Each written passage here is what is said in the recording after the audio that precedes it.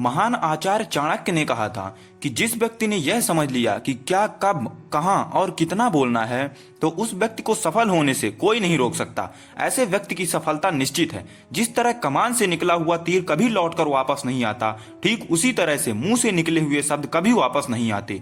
शब्द और भाषा हथियार हैं और कमजोरी भी। सही समय पर सही शब्दों के प्रयोग से इंसान परेशानी से बच सकता है, लेकिन बिना सोचे समझे बोले हुए शब्द इंसान की मुसीबत को बढ़ा देते हैं। द्रौपदी का यह बोलना कि अंधे का पुत्र अंधा ही होता है, महाभारत के युद्ध का मुख्य कारण बना था।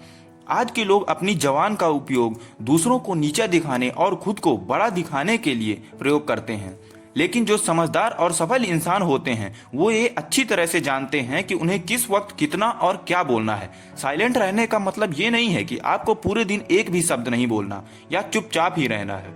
मौन का मतलब ये होता है कि बेवजह शब्दों का प्रयोग नहीं करना है। जहां जरूरत हो वहीं बोलना है। अपने लक्ष्य पर ध्यान केंद्रित करना है। आज मैं आपको चुप रहने के ऐसे फायदे बताऊंगा जिन्हें जानने के बाद आप आज से ही नहीं बल्कि अभी से उतना ही बोलोगे जितना आपको जरूरत हो। नंबर 1, मौनता लोगों का ध्यान खींचती है। महान आचार्य चाणक्य अपनी चाणक्य नीति में बताते हैं कि उन्होंने अपने हजारों शत्रुओं को अपनी खामोशी से परास्त किया था। वे खामोश रहकर अपने शत्रुओं को विचारों में उलझाए रखते थे और सही समय आने पर वह अपने दुश्मनों को ईंट का जवाब पत्थर से देते थे। साइलेंट यानी चुप्पी किस तरह लोगों के अटेंशन को ग्रैब करती है, यह बात आप इस तरह से समझ सकते हो कि यदि क्लास में टीचर किसी विषय पर बात करते हैं तो स्टूडेंट उनकी बात को बिल्कुल ध्यान से सुनते हैं, लेकिन जब अचानक टीचर बोलना बंद कर देते हैं तो सभी लोग आश्चर्य में पड़ जाते हैं कि अरे क्या हो गया, कम्युनिकेशन बंद क्यों हो गई। मैं जब स्कूल में था तब अक्सर ऐसा होता था और आपके साथ भी अक्सर हुआ होगा ऐसा। ठीक यही फॉर्मूला हमारे दैनिक जीवन में भी लागू होता है। जब आप अपने काम से काम रखते हो, दूसरों के मामले में दखल नहीं देते हो, जरूरत हो तभी बोलते हो, तो लोगों का ध्यान आपके ऊपर ज्यादा जाता है। और अगर आप कम बोलते हो, जरूरत हो तभी बोलते हो, तो लोग आपकी बातों को ज्यादा ध्यान से सुनते हैं। लोग आपकी बात को उन लोगों की तुलना में ज्यादा प्रेफरेंस देंगे, ज्यादा याद रखेंगे जो लोग बिना जरूरत के बकबक करते हैं। नंबर 2, मौन रहना बातचीत करने में मदद करता है। जब बात करते समय आप अचानक चुप हो जाते हो तो यह खामोशी सामने वाले इंसान को यह सोचने पे मजबूर कर देती है कि आखिर आप क्या सोच रहे हो। तो फिर इसी चीज का आपको फायदा उठाना है। सामने वाले को यह सोचने दे कि आप क्या सोच रहे हैं।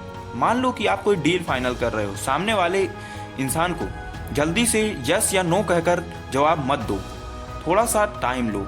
आपकी यह चुप्पी सामने वाले इंसान को परेशान करेगी और वो सामने वाला इंसान बोलकर आपकी खामोशी को तोड़ना चाहेगा। उनको सारी बातें बोलने दें, जिससे आपको बातचीत आगे बढ़ाने में मदद मिलेगी और आपका साइड बातचीत के दौरान ज्यादा भारी रहेगा। नंबर 3, मौनता आपको विश्वास बनाने में मदद करती है। अगर आप एक मजबूत रिलेशनशिप बिल्ड करना चाहते हैं तो उससे पहले आपको ट्रस्ट यानी कि विश्वास बिल्ड करना होगा, और विश्वास तभी बिल्ड होगा जब आप सामने वाले इंसान की बातों को ज्यादा ध्यान से सुनोगे। यानी कि बातचीत के दौरान आप बोलो कम, सुनो ज्यादा।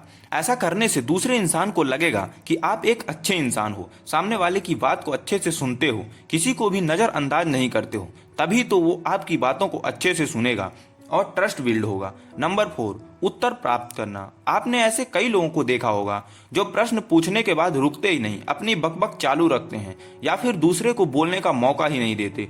अगर आप भी ऐसा ही करते हो तो आपको दूसरे इंसान के प्रोस्पेक्टिव को जानने का मौका ही नहीं मिलेगा। लोग आपके प्रश्नों का जवाब ही नहीं देंगे। इसलिए आप प्रश्न पूछने के बाद साइलेंट हो जाओ।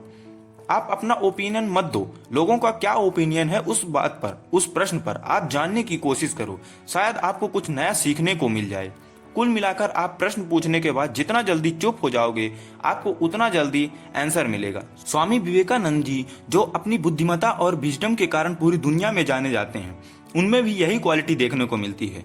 वे भी जब अपने गुरु रामकृष्ण जी को जब भी कोई प्रश्न पूछते थे तो अपना ओपिनियन बाद में देते थे। पहले प्रश्न पूछने के तुरंत बाद चुप हो जाते थे ताकि उनके गुरुदेव की क्या राय है उस प्रश्न को लेकर वो जान सकें। नंबर 5, नम्र शक्ति। साइलेंट एक सॉफ्ट पावर है। सॉफ्ट पावर मतलब एक ऐसी पावर जिसकी मदद से आप सामने वाले को बिना लड़े हरा सकते हो।